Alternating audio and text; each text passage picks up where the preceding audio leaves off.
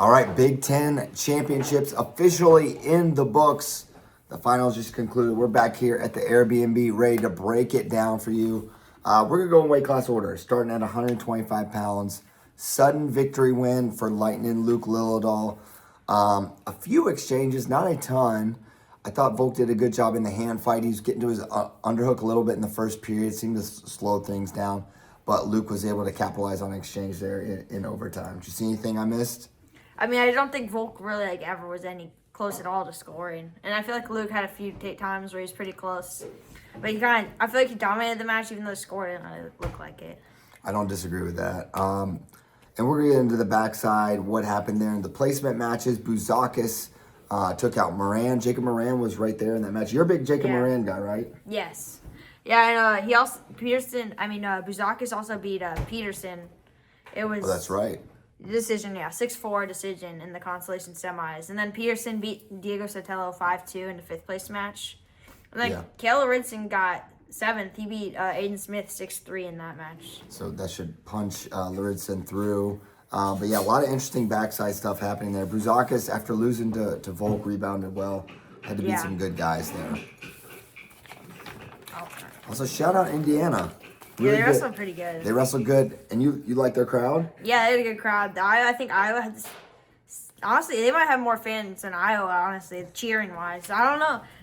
They had a big crowd. It was crazy. You know who had a big crowd? Who? Wait, thank you, Granddad. He just bought you chocolate milk. Thank you. I didn't see. No, I'm good. Okay, so... who had a big crowd? Penn State. Huh? Penn State had a big crowd. Yeah. Well, take a dolly. Oh, yeah, take a dolly. Everyone was... Well, it's because he was wrestling AJ. Everyone was doing AJ the whole time. I know. All right, 133. Blaze Divino. It was a mirror image of the previous match with Divino initiating the majority of attacks. No one could score. Once again, tiebreakers. And this time, Divino, who is amazing underneath. It was crazy. 3 seconds? Around that. It was really fast. That was really fast. And after he rode Marcus for 17, and he did a good job. They were almost in the exact same situation as the duel, and Divino kind of standing through a leg in, I think, in the dual meet. Did not this time, and hands Marcus Blaze the first loss of his career. And Divino looking at potentially the 1 seed at the NCAA tournament. Jack's Force is undefeated. Aaron Seidel and Ben Divino have 1 loss, but I think we could see Divino get the nod there. Yeah, I mean, I really don't know who would win next time. It'd probably be the same thing happens. I don't think either of them are actually going to get a takedown. It just seems like they'd have to get, a really good setup. None of them were really close on legs at all. Well, Divino had a couple really good attacks. He couldn't finish. He could not finish on him. He did that single. Yeah, it was good.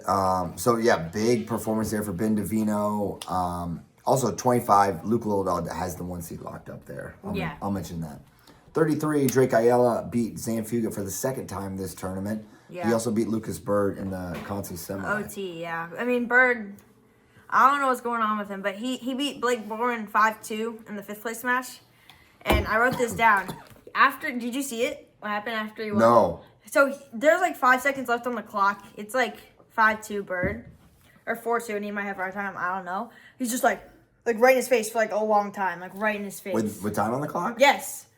It's crazy. He was way out of character, honestly. But yeah, he did that. I wrote that down. Losing hurts. Yeah. You know? So that was the backside there at 33. 41, Jesse Mendez, pretty ho-hum controlled win, 7-2. Mendez just keeps cruising, the number 1 guy in the country. By a lot at 141. Yeah, I don't really think he can lose. I mean, I guess he and Vega are going to probably have a close match because Vega doesn't want to get scored on. But, yeah, I feel like he's probably a lock to win NCAA. So I don't know what the biggest lock is, probably Mitchell, but... Looks like Mitchell. Mitchell, but sure, actually. But, I don't know, Mendez is up there, I think, after Barr. Having a great year. Having a great tournament this year, Bailey. Yeah, he wrestled really good. I thought he'd lose to Von Bar. I thought he was going to lose because Von Bar teched Lemus in the Conti semis, but he won 7-4. I think he had 2 takedowns. Bailey did. Yeah, he looked good. Von Bar. He looked really good. I thought he'd struggle with Von Bar's tank. Yeah. He goes really hard. Yeah, and Nasir, I mean, he got teched by Mendez, but I think he did major Ragusin, so that's a good win. So, yeah, Bailey's looking pretty good. And then 5th place, Oliveri beat Lemus. And then Yeah. Braden Davis gets 7th place, so he qualifies for Penn State. 149. I thought this could be ugly. I predicted a major for Van Ness was a pin. Really? You predicted a major? I thought it was going to be... I mean, he always has a slow start, so... I thought that would happen again. I just thought the matchup was good for Shane. Yeah, Styles was getting that high crotch, but he shot it twice, but he couldn't finish it. And and then Shane got the pin. 2 left side high crotches. He tried to fight from pretty bad position. He made it. Yeah, one time he should have let go for sure. Yeah. There was one time where he could have backed out and got back to just from space, but he kept pulling. I think Shane got the takedown on that one. And Lachlan McNeil beats Carter Young. I feel like Carter Young's going to be an interesting guy at the NCAA tournament. I thought he looked really good. But Lachlan takes home, it was just a 1-0. He got the escape, I think. Or no, he rode out the third to win. I was surprised, honestly. I just thought Young would escape for sure. Yeah. And then Zargo 5th over Joffrey. And then Clark 7th over Jones. Anything but notable? that was a forfeit, but yeah. I mean, a lot of forfeits in 7th place matches, that's all I have to say. Yeah. So many. Half at least, right? Because, 57 also knuckle forfeit.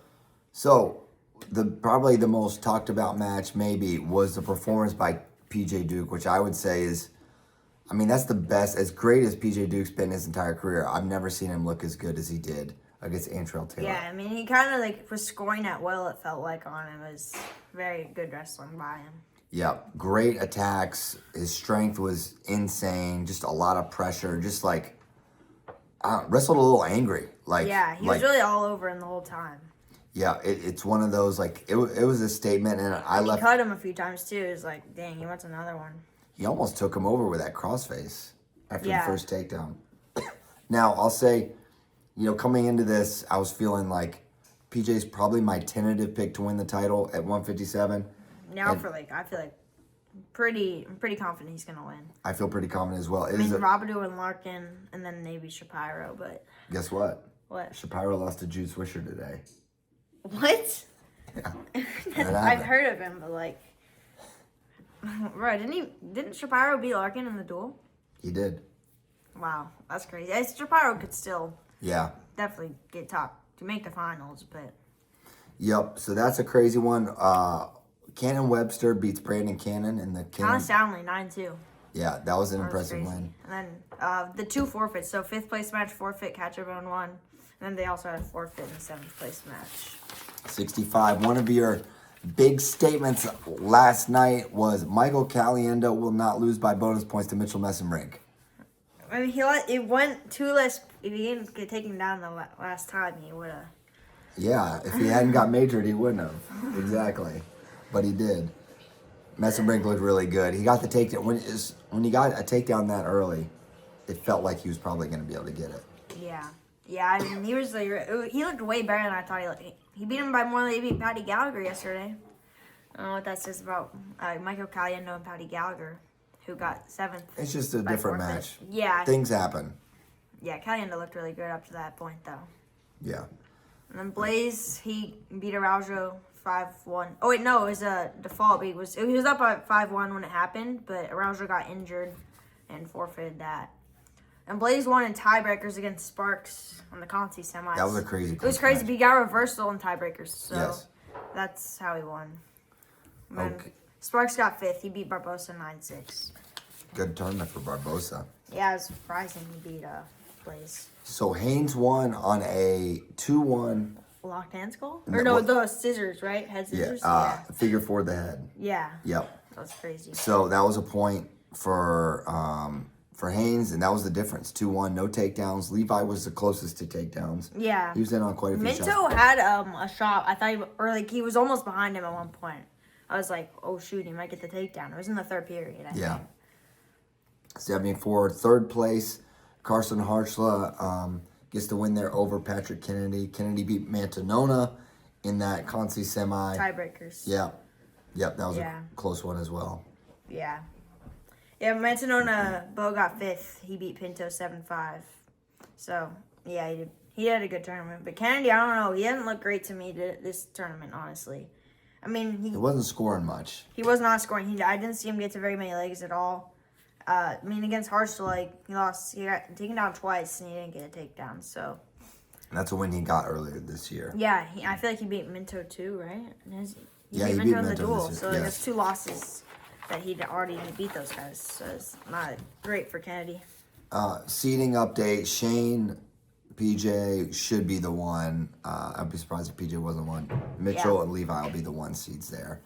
84. This is probably this is the match that had the most controversy, you could say, between Rocco Welsh and Max McAnally.